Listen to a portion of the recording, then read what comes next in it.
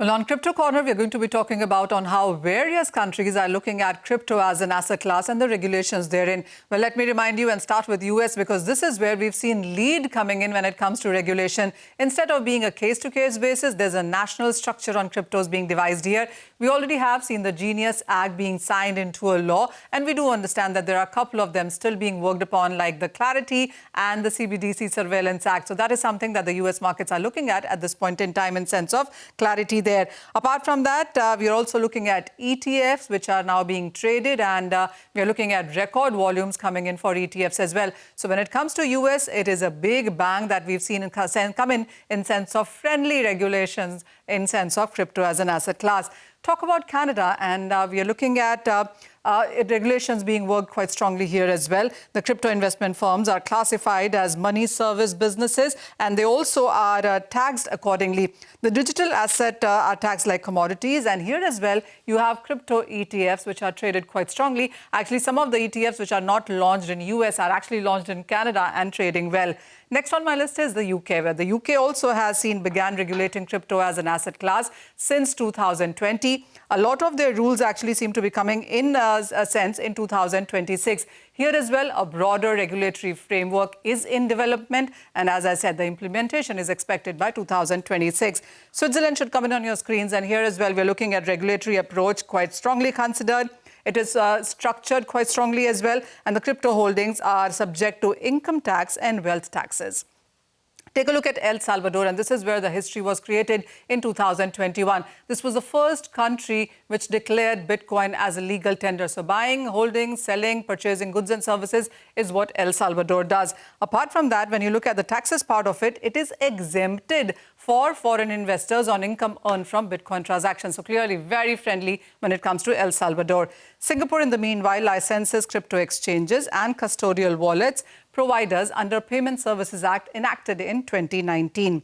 European Union also has done leaps and bounds when it comes to regulatory in case of crypto, adopted the first unified crypto regulation, the markets in crypto assets, in 2023. For EU as well, the framework emphasizes investor protection, financial stability, and cross-border regulatory consistency.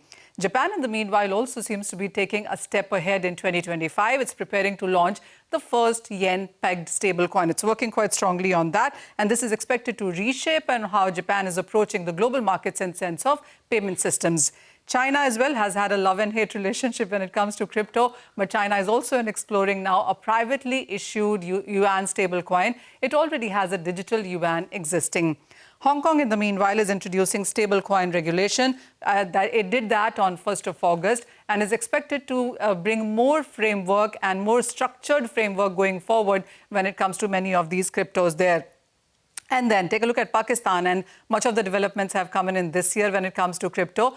Pakistan has established a crypto council, a new regulatory body for cryptocurrencies, and this council already has said that they will be acquiring a Bitcoin reserve there.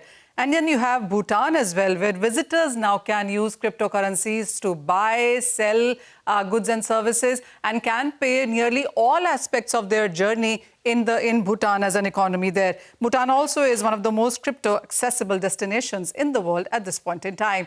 And the final country on my chart is India, where we still are awaiting a national structure, a draft policy, and a discussion paper as well. But in the meanwhile, you have cryptos which are classified as a virtual digital asset.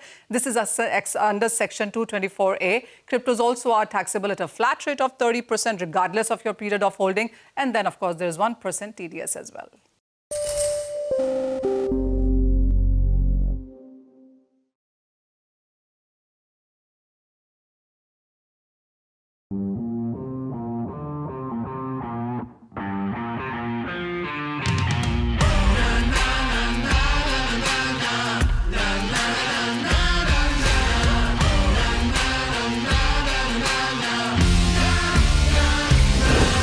Make informed decisions with comprehensive analysis on the go. Strengthen your portfolio with real-time market updates on the go. Create effective strategies with insightful expert opinions on the go. Grow on the go with CNBC TV 18, now streaming live 24/7 on YouTube.